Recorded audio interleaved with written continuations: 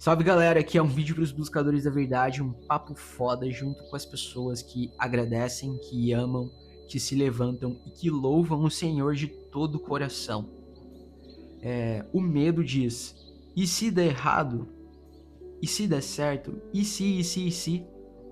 Agora, a fé com congruência, coerência, com harmonia junto com a vontade de Deus diz, até se o mundo cair à minha volta, até se as coisas, até se o cliente for embora, até se os fãs forem embora, até se eu vou continuar seguindo em frente confiando em Deus, até se me acontecer coisas ruins, eu vou amar a Deus de todo o coração.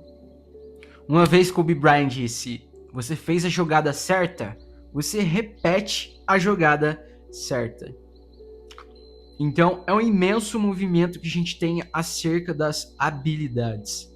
A gente é, como seres humanos, a gente é capaz de construir habilidades em nós mesmos.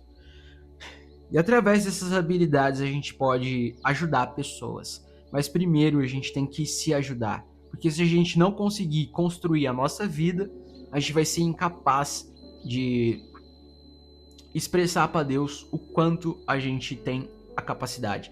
E quanto mais capaz você se torna, quanto mais performático você é, quanto mais você se dedica, mais você prova, mais isso põe em prova que você ama as pessoas. Quanto mais você se dedica, mais você expõe a sua fé, porque pelos frutos vos conhecerei, como nos dizia a Bíblia, a palavra bíblica que é a palavra de Deus, as escrituras sagradas. Eu tenho recorrido muito tempo da minha vida à escritura das Bíblias sagradas. As Bíblias, né? Porque muita gente usa o conhecimento da Bíblia como fonte da sua sabedoria. E em Provérbios, em algum lugar está escrito, Salomão falava, você deve não acreditar na sua própria sabedoria, mas você deve confiar na sabedoria que vem de Deus. Você deve perguntar para Deus. Então eu vou contar a minha história de quando eu tava perguntando para Deus. Perguntei para Deus, pô, mas qual é meu propósito aqui na Terra? O que eu vim fazer aqui? Quem sou eu? Aí eu descobri palavras como essência, Espírito Santo, alma. Descobri que nosso corpo é a nossa alma. Na Bíblia, se você pesquisar a fundo, o corpo vai ter como a nossa alma. O corpo não é dividido da alma e a alma não é dividida do corpo. Então é como a gente age através do nosso coração. O que ressoa conosco, aquilo que a gente acredita que deve ser feito. Às vezes o prazeroso não é o melhor para nós. E quantas vezes a gente foi em busca de um prazer e depois a gente descobriu que aquilo não fazia tão bem para nós. Então é um processo de se cuidar. Be careful, como diz os gringos. Be careful with yourself. Seja caridoso consigo mesmo. Seja cuidadoso consigo mesmo. Seja gentil consigo mesmo. Porque tudo que você fala para você vai ser uma expressão do seu ser. Vai ser uma representação de quem você é. Para você, para o mundo e principalmente para o Salvador. Uma vez eu estava vivendo minha vida falando para minha mãe sobre um pouco das coisas que eu gostaria de fazer na minha vida, como aprender uma nova língua, tocar muitos instrumentos, viajar, sei lá, construir uma família foda, um legado enraizado de passado de vó para filha, de filha para neta da avó, a filha da filha. E eu tive esse sabor eu consegui degustar, desfrutar do que era acreditar em Deus e confiar em Deus. Porque antes eu não confiava 100% em Deus de todo o coração, como Salomão nos indica. E Salomão diz em Eclesiastes que quanto mais palavras, mais vazio. E Deus não nota essas palavras na sua oração, ele nota a sua intenção. A intenção é aquilo que vem anterior às palavras. Então a gente deve ser cuidadoso com nossas intenções, porque isso é uma expressão para o universo. Como vocês podem ver, eu estou estudando inglês, lá tá tudo em inglês. Aqui eu escrevi Make your move, love your life. Faça seu movimento, ame sua vida. Uma coisa simples dessas, as palavras, né? Para quem é uma pessoa que está imersa na escuridão, ela está dormindo. A maioria dos seres humanos eles estão no estado de dormindo acordado. Ou seja, 92%, se eu não me engano, ou 88%. Ou seja, boa parte da nossa comunicação é não verbal.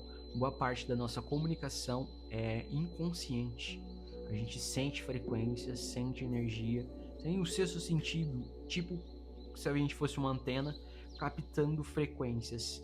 E o movimento dos átomos, se você pegar qualquer coisa, qualquer objeto estelar, ancestral ou moderno, esse objeto no fundo dele, com o microscópio, você vai poder ver átomos. E eles vibram.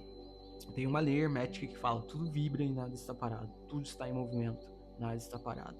Então, a percepção de matéria, a luz congelada, nos dá a sensação de que, pô, isso aqui está parado, é matéria. É real, eu consigo tocar. Mas, realmente, tudo vibra em uma frequência. E a gente pode acessar a frequência através do sentimento. Por exemplo, eu quero acessar a frequência de Jesus. A consciência crística, como muitos espiritualistas, né, a pessoal da religiosidade gosta de descrever isso como consciência crística. Eu acho que é um sentimento, é uma essência, é o Espírito Santo. O Espírito, ele é unificado com o Senhor, ele é a imagem e semelhança do Senhor. Ele é tudo e nada ao mesmo tempo. É o profundo estado de ser, onde habita infinitas possibilidades e consciência. O que é consciência? Existem muitos estudos tentando dizer o que é consciência. Então eu resolvi me aprofundar sobre consciência. Perguntei para um brother num grupo onde tinha pessoas comentando sobre Deus, sobre estratégia de negócio, sobre marketing. Aí a gente estava falando sobre Deus. Aí surgiu esse assunto, eu perguntei: o que é consciência para vocês? Então, um brother me disse: consciência é você estar consciente de si mesmo. É a mente pensando sobre ela mesma. Seria a mente diferente de consciência? Muitos pessoal da espiritualidade falam que a gente deve mover da mente para a consciência. É um movimento. Um vazio no meio, silencioso, desapegado. Então, eu acho que se a gente viver e executar a partir da essência, a vida vai fluir através de nós. Deus flui através de você e você flui através de Deus. É uma conexão, uma congruência, uma harmonia. Quando tudo está num ritmo certo, aquilo existe harmonia. Então o estudo do ritmo é interessante.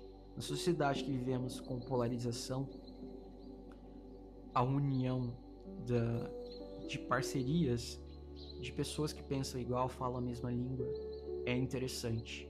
Porque aí vai surgir uma visão não dualista da realidade.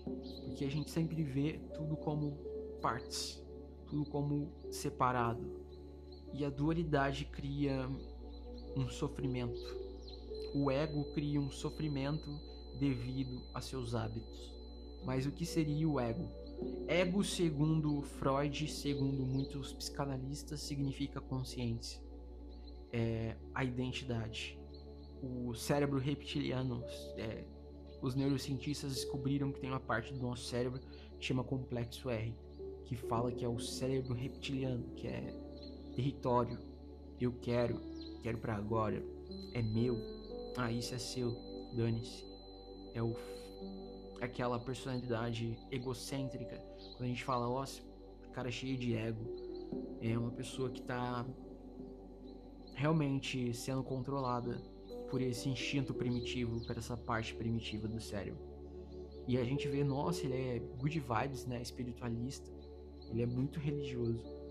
Talvez é uma pessoa que está um pouco mais racionalizando no neocórtex.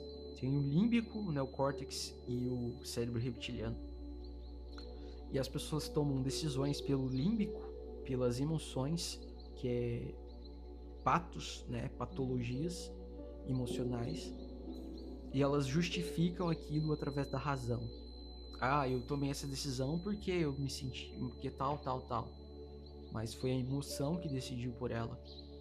Foi alguma motivação inconsciente. Mas isso é coisa para estudar, aprofundar, e você manifesta aquilo que você é e quem você é. Descubra quem você é, escreva num papel, se necessário, quem você quer ser, quem você deve ser e quem você seria ser, e fale. Até se der errado, até se muita coisa acontecer comigo e me derrubar, o tornado vir, eu vou decidir levantar e ficar de pé. Eu vou decidir seguir em frente confiando em Deus.